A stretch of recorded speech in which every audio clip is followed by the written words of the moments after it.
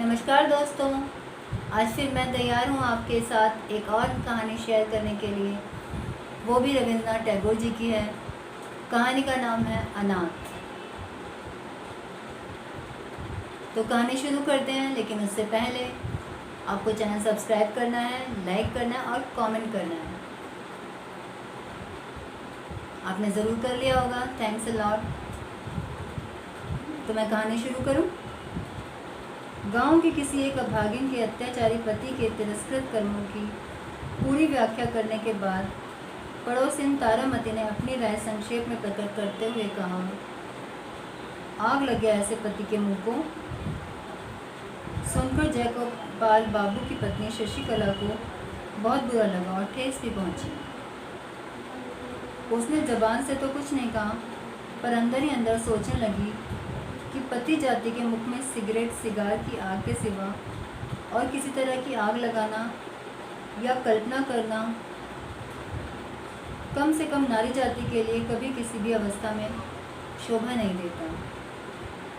शशिकला को गुमसुम देखकर कठोर हृदय तारामती का उत्साह दुगना हो गया। वह बोली, ऐसे कसम से तो जम जम की रान भली, और चटपट वहाँ से उठकर चल दी। उसके जाते ही बैठक समाप्त हो गई। शशिकला गंभीर हो गई। वह सोचने लगी, पति की ओर से किसी दोष की वह कल्पना भी नहीं कर सकती जिससे उनके प्रति ऐसा कठोर भाव जागृत हो जाए। विचारते विचारते उसके कोमल हृदय का सारा प्रतिफल अपने प्रवासी पति की ओर उच्छ्वासित होकर दौड़ने लगा। पर जहाँ उसके पति शयन किया करते थे, उस स्थान पर दोनों बाहें फैलाकर वह औंध पड़ी रही और बारंबार तकिए को छाती से लगाकर चूमने लगी। तकिए में पति के सिर के तेल की सुगंध को वह महसूस करने लगी और फिर द्वार बंद करके बक्स में से पति का एक पुराना चित्र और स्मृति पत्र निकालकर बैठ गई। उस दिन की निस्तब्ध दोपहरी उसकी इसी प्रकार कमरे में एकांत चिंता, पुरानी स्मृति और व्यथा के आंसुओं में बीत गई। शशिकला और जयगोपाल बापू का दाम्पत्य जीवन कोई नया हो सो ऐसी बात नहीं थी। बचपन में शादी हुई थी और इस दौरान में कई बार बच्चे भी हो चुके थे। दोनों ने बहुत दिनों तक एक साथ रहकर साधारण रूप में दिन काटे।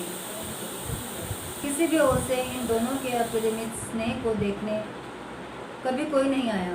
लगभग 16 वर्ष की एक लंबी अवधि बिताने के बाद उसके पति को काम के लिए परदेश जाना पड़ा और विच्छेद ने शशि के मन में एक प्रकार का प्रेम का तूफान खड़ा कर दिया। विरह बिंधन में जितनी खिंचाई होने लगी, कोमल हृदय की फांसी उतनी ही कड़ी होने लगी। इस ढीली अवस्था में जब उसका अस्तित्व भी मालूम नहीं पड़ा, तब उसकी पीड़ा अंदर से टीसे मारने लगी।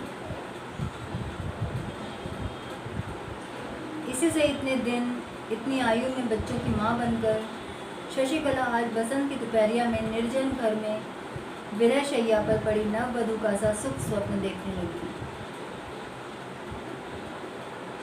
जो स्नेह अज्ञात रूप जीवन के आगे से बाहर चला गया है, सहसा आज उसी के भीतर जागकर मन ही मन बहाव से विपरीत तैरकर पीछे की ओर बहुत दूर पहुंचना चाहती है।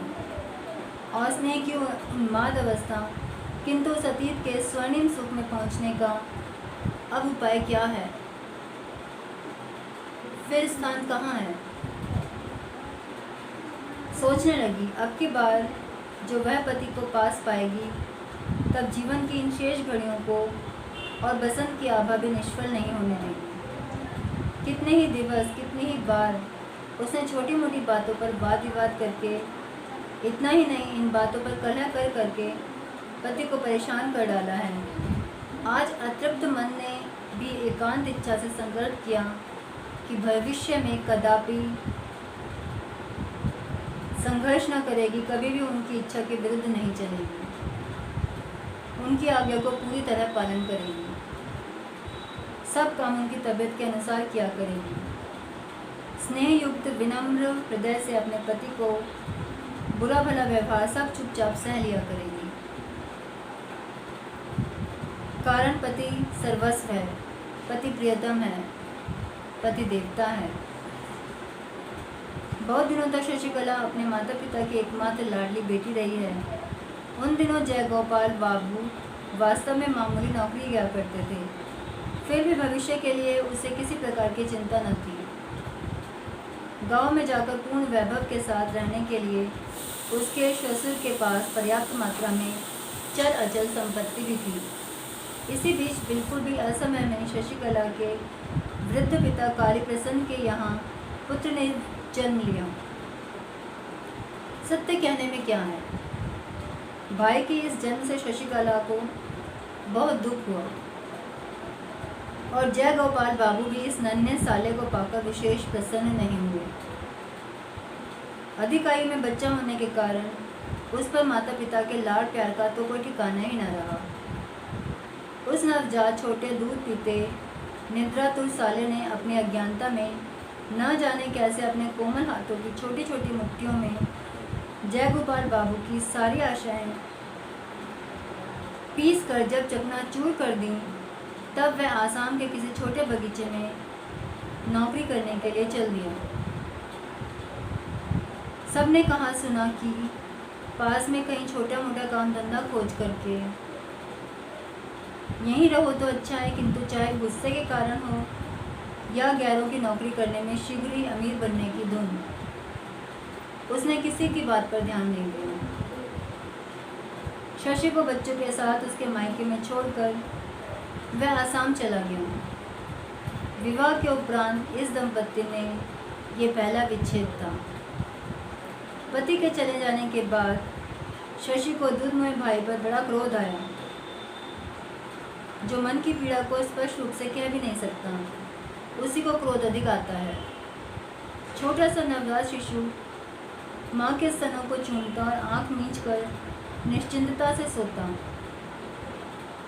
और उसकी बड़ी बहन अपने बच्चों के लिए गर्म दूध, ठंडा भात, स्कूल जाने की देर इत्यादि अनेक कारणों से रात दिन रूठ कर मुँह फुलाए रहती और सारे परिवार को परेशान करती। थोड़ा दिन बाद ही बच्चे की माँ का स्वर्गवास हो गया। मरते समय माँ अपने गोद के बच्चे को लड़की के हाथ सौंप गई। अब तो बहुत ही शीघ्र मातृहीन शिशु ने अपनी कठोर हृदया दीदी का हृदय भी जीत लिया। हा हा ही करता हुआ वह शिशु जब अपनी दीदी के ऊपर जा पड़ता और अपने बिना दांत के छोटे से मुंह में उसका नाक, कान, मुंह सब कुछ लेना चाहता, अपनी छोटी सी मुट्ठी में उसका जूड़ा पकड़कर जब खींचता और किसी कीमत पर भी हाथों में आई वस्तु को छोड़ने के लिए तैयार न होता, दिवाकर के उदय होने से पहले उठकर जब वह गिरता पड़ता हो अपनी दीदी के कोमल स्पर्श से पुलकित करता, किलकारियाँ मार मार कर शोर मचाना आरंभ कर देता, और जब वह क्रमशः दीदी पुकार कर बारंबार उसका ध्यान बटाने लगा, और जब उसने काम काज और फुर्सत के समय उस पर उपद्रव करने आरंभ कर दिए, तब शशि ने से स्थिर नहीं रह गया।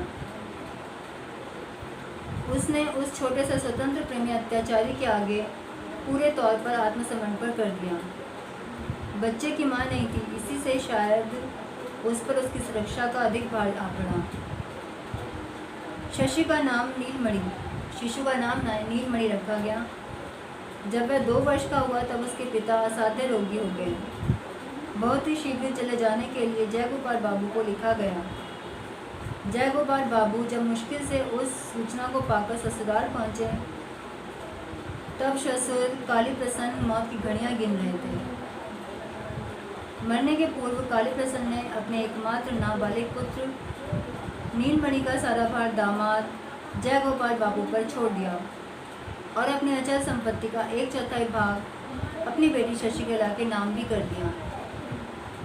इसलिए अचल संपत्ति की सुरक्षा के लिए जयगोपाल बाबू को आसाम की नौकरी छोड़कर ससुराल चले आना पड़ा। बहुत दिनों के उपरांत पति पत्नी में मिलन हुआ। किसी जड़ पदार्थ के टूट जाने पर उनके जोड़ों को मिलाकर किसी प्रकार उसे जोड़ा जा सकता है, किंतु 2 मानी हृदय को जहाँ से फट जाते हैं, विरह की लंबी अवधि बीत जाने पर फिर वहाँ ठीक पहले जैसा जोड़ नहीं मिलता। कारण हृदय सजीव पदार्थ है, क्षणों में उसकी परिणति नहीं होती और क्षण में ही परिवर्तन हो जाता है। इस नए मिलन पर शशि के मन में अब की बार नए ही भावों का श्री गणेश हुआ, मानो अपने पति से उसका पुनः विवाह हुआ हो। पहले दाम्पत्य में पुरानी आदतों के कारण जो एक जड़ता सी आ गई थी, विरह के कारण आकर्षण से वह एकदम टूट गई और अपने पति को मानो उसने पहले की अपेक्षा कहीं अधिक पूर्णता के साथ पा लिया। मन ही मन में उसने संकल्प किया कि चाहे कैसे भी दिन बीते, वह पति के प्रति उद्दीप्त स्नेह की उज्ज्वलता को तनिक भी मलिन नहीं होने देगी।